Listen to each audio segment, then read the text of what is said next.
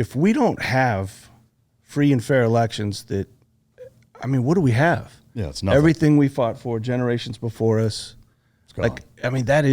That is it. And so what happened in 2020, I'm holding my breath for this cycle to see if those same types of red flags pop up. But dude, I honestly, I don't know, man. So not high. You don't have a lot of confidence. No, not at all, man. Well, I think even those are two separate things. You know, there's free and fair elections, and then there's just the speculatory confidence in the fact that that's going to happen. Yeah. And I agree. Like, I don't know. Like, I'm not going to sit here and say I know for sure that it was stolen or that it was, that there was massive fraud at any level, because you do need tangible proof, which leads to, I think two points and problems. Number one is that using electronic machines is a mistake.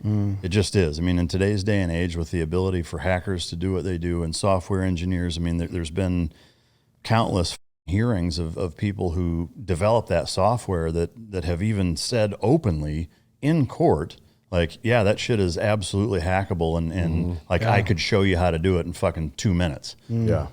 So to me, that by itself shakes enough people's confidence enough to make you at least question it, and when people start to question it, like that's a really difficult thing to get back.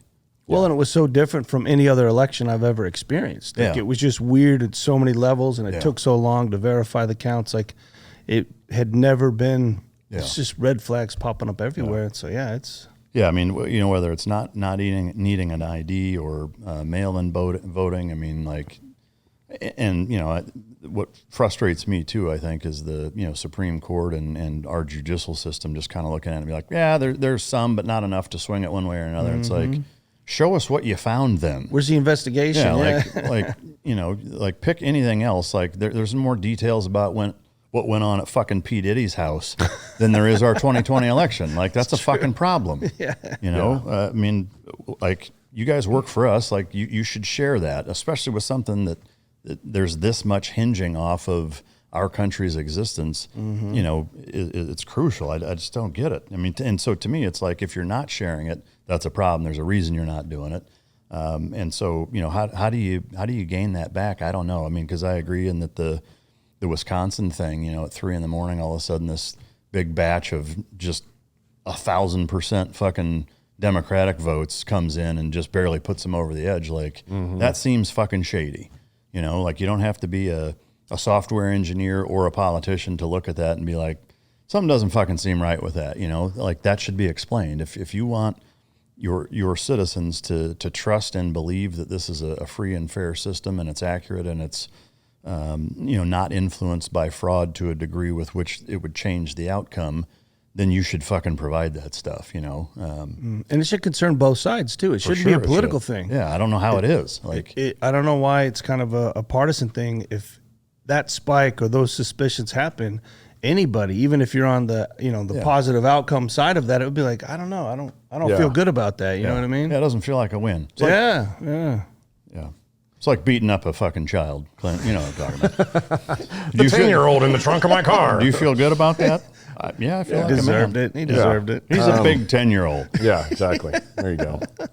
No, I think to add to it is the early voting piece. I kind of have this love-hate relationship with it, because I feel like there's a certain population that will go vote early, right? And then you get to see that, right? We see the numbers right now. Yeah. What is it, like 60-40 or something right now? Yeah.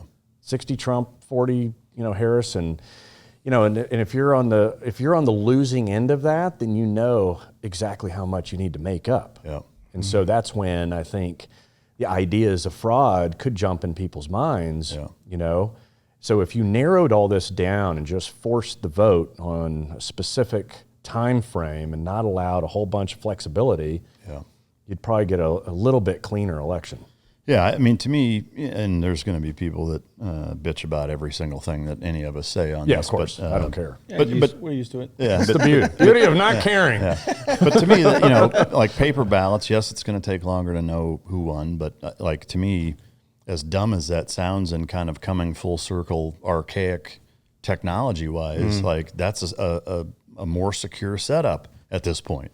And I agree in that, like, while voting is a right, Like, it's something that you should take serious and fucking prioritize. And, you know, maybe not just one day, but make it 3 days or maybe 5. You know, but if it's all paper ballots, then you're not, at the end of every day, you're not getting to see what the fucking score is. And so if it's important to you, have a fucking ID, go in person on the couple of days that you're allowed to vote and fucking vote.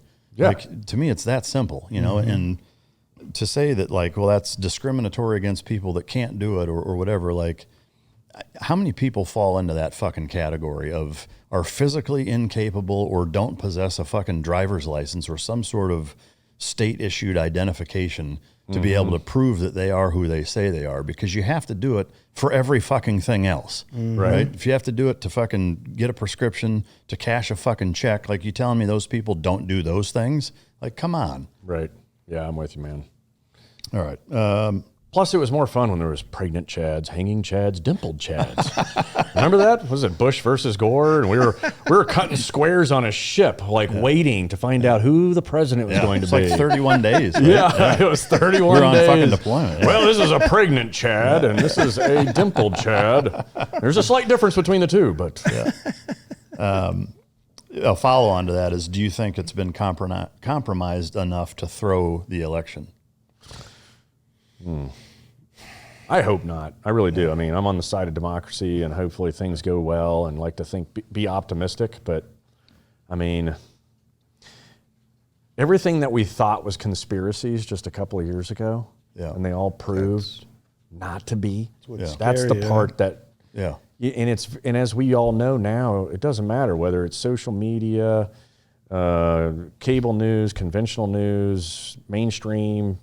You just don't know what to trust anymore. And until you get that trust back, I think you do have to kind of question everything. Yeah. Clark? I agree. The thing that pops up in my head is Dinesh's 2,000 Mules thing that he put together. It sounds like an Afghan. That's what I thought at first. That's why I bought it. I'm like, all right, let's check this out. Yeah. I can get behind that. I was like, oh, man, this is some political stuff. Damn it. Too late. But but when you see that type of evidence and the way he organized it, I just thought, oh my gosh, like, this can't be. But like you said, all this other stuff that's gone on that, 3-4 years ago, you'd be a cuckoo to think about. It does make you think, shit, that could be possible. Yeah. Well, and even on that, it's like some of the things that were so force-fed by our government to say that, no, this is what's happening, like, to a degree with which it's fucking full-blown gaslighting. Yeah. And even taking it a step further is that if you even question that or verbalize it on any fucking social media platform, like, they'll shut you down. And it's like, a lot of these things turned out to be fucking accurate, that you were shutting people down for.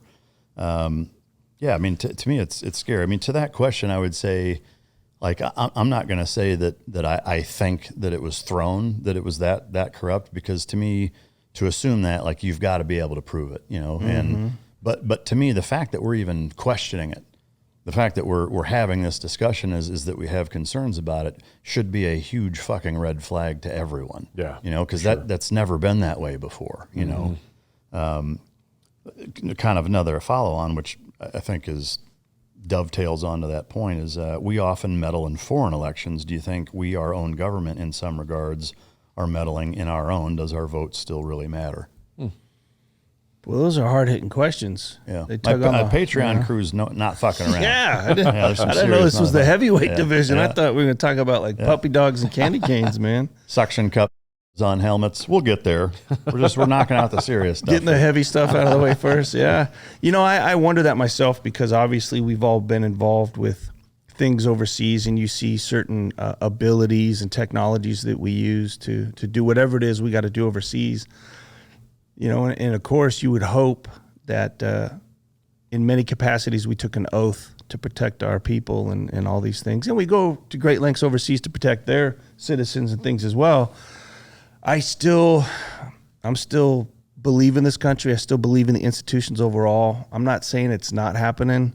I think as entities, maybe not. Maybe there's bad actors within these entities that would kind of turn these technologies and things on us. But as a whole, I still have to hold on to that belief that we don't do that to ourselves, man. And maybe I'm foolish, but Yeah, I think it goes back to that Ronald Reagan quote, right? Trust but verify. Yeah. I think that mindset has to be, you know,